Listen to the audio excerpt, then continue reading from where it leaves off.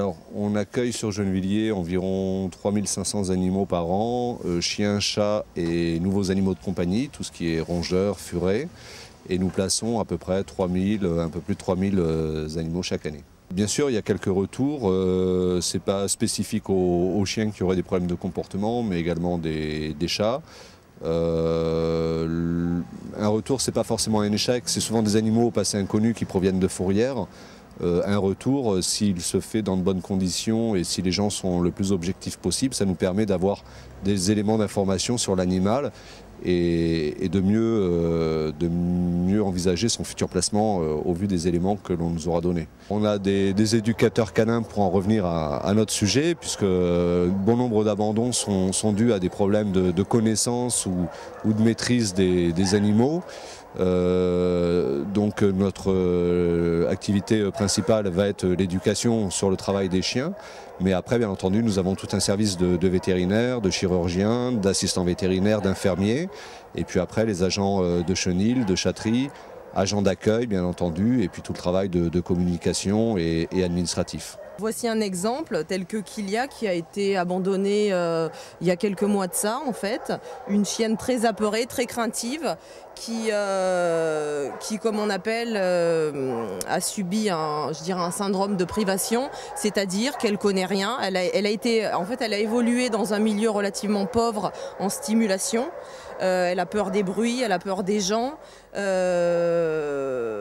Donc bon, vous ne pourrez pas voir l'évolution depuis, mais qui est relativement assez impressionnante. C'est-à-dire il y a déjà, je dirais, quelques semaines de ça. Elle avait des réactions relativement très bizarres en cage, telles que vouloir, si vous vouliez essayer ne serait-ce de la caresser, à vouloir essayer d'attraper, à pincer relativement fort et tout. Elle était, je dirais, limite hyperactive, à tourner en rond en ayant justement des comportements stéréotypés. Ici à la SPA, on donne des cours d'éducation, donc ils sont gratuits pour les adoptants de la SPA, tout simplement pour avoir les codes canins, savoir comment communiquer avec un animal. Comme je vous disais, c'est très facile d'adopter ou d'acheter. Je vous parle d'acheter si c'est en animalerie un chien, mais le tout c'est savoir comment communiquer avec lui. Les gens rencontrent énormément de difficultés, notamment concernant l'agressivité. Un chien qui est agressif ou qui mord même, c'est son mode de communication. S'il mord, c'est justement parce qu'il a reçu aucune, je dirais, éducation, aucune règle au sein d'un territoire, dans sa nouvelle meute.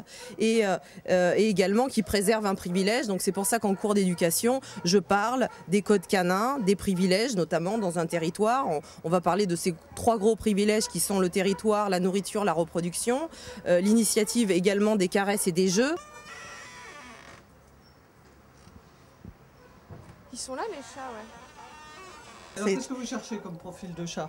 Alors, ça m'est égal, la beauté, ça ne compte pas. Oui, ils sont tous beaux pour moi. J'entendais. Oui, voilà. oui. Alors, comme monsieur a dit, gentil, facile, câlin, voilà. Le chat parfait. Ça fait rien, même s'il n'est pas de colle. Même un peu pot de colle. Ah, ça fait rien. D'accord. Ça fait Pas rien. jeune, c'est ce que j'ai. Pas forcément jeune. Voilà. Non, parce que moi je ne suis pas, alors il faut quand même pas, mais il ne faut pas qu'il soit trop jeune quand même.